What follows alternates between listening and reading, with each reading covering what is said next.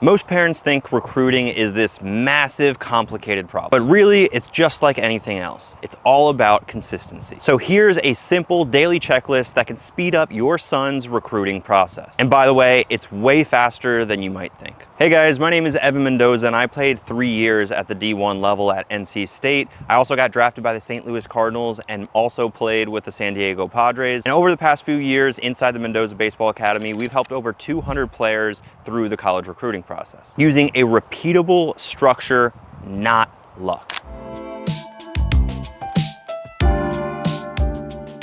All right, so let's get right into it. Day one, step one, do something every single day for your son's development. And by the way, yes, if you're a parent listening to this, you cannot be the one doing the squats for your player. Your player has to be doing the work as far as getting that development in to make sure that he's progressing and separating himself from the rest of the competition, obviously. Whether it's just, a certain amount of swings off of the tee, or my favorite is wall ball. Guys, if your son is able to play wall ball with a tennis ball, lacrosse ball, special little hint right here, use a racket ball to develop really soft hands, because if you don't catch it properly, it's just gonna pop out of your son's hand. And also do all of this barehanded. So yeah, play wall ball for 100 clean fielded ground balls in a row. If your son, makes a mistake or makes an error or bobbles the ball, reset that back to 0. Put challenges in place as far as the daily development, and that will always be step number 1 in your son's recruiting process, because yes, your son has to be, a good baseball player, so we always have to prioritize his player development. All right, so this one is an important one. Step number 2 is post at least once per week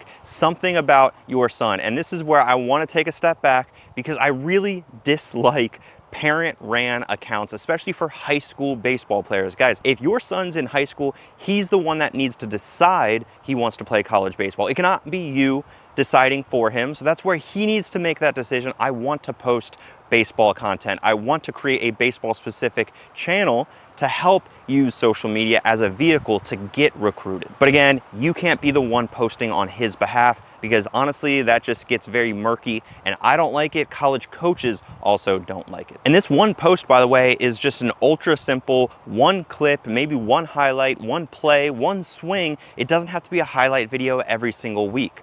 Just think, click post and forget about it. I see it way too often where players and family members overcomplicate social media, where in reality, you'll learn how to edit the right way as long as you click post. You have to click post more times and more times and more times to understand the editing process and to understand how to create better and more consistent content. All right, step number 3, track and measure your son's progress. Real quick, if you have a son in 10th, 11th, or 12th grade who wants to play college baseball, listen up. At the Mendoza Baseball Academy, I built a triple play with the physical development, mental toughness, and a recruiting system that gets players noticed. And it's 100% remote, so no missed school, no wasted travel, just real results from home while your son works one-on-one with me. Click the link below to learn more and book a call with either myself or a team member today. And again, I'm speaking to the parent, but really, again, this all has to be coming from the player. Your player needs to be tracking essential metrics, not stats. So yes, if your son's batting average goes up 100 points in the past week, that's not a metric that we really want to be tracking, because that's not going to give us a full picture.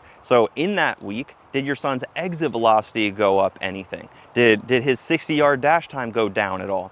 Did his 5-10-5 time go down at all? Did his arm velocity increase at all as far as his miles per hour that he's throwing the ball, whether it's across the infield or off of the mound, or even out from the outfield? These are the measurable improvements that we can make as long as we're tracking. I heard a quote the other day as far as, if you're in a boat in the middle of the sea, if you don't have a direction on where you're trying to go as far as setting goals, how do you know you're making progress towards those goals? But more importantly, what gets measured gets improved. And again, guys, we need to be measuring these things at least on a weekly basis to understand where we're truly at. All right, step number 4, engage with these college coaches. And this is going to be guided towards those 10th through 12th graders in high school. Guys, you need to be reaching out to college coaches and initiating those conversations, because if you don't, nobody else will. And yes, technically your parents could be the ones sending out those emails, but at the end of the day, we want to be the ones communicating with these college coaches, because these college coaches need to develop a relationship with us, since we are the product. We are the player that's playing at that next level. We are the ones that earn that scholarship. Nothing is given in this game. So that's where I instruct all of my students within my academy to,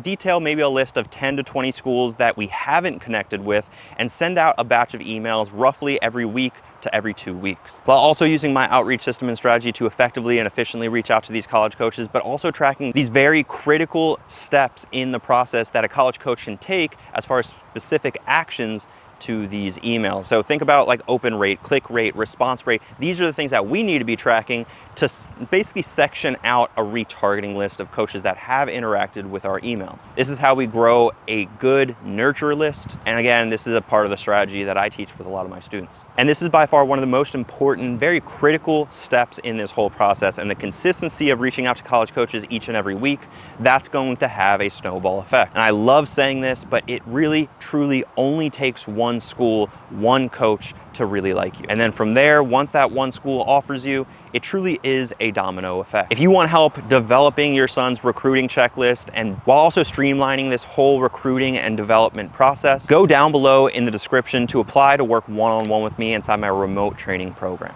You can learn a little bit more about how my program works, so that way the results will show up faster than you think.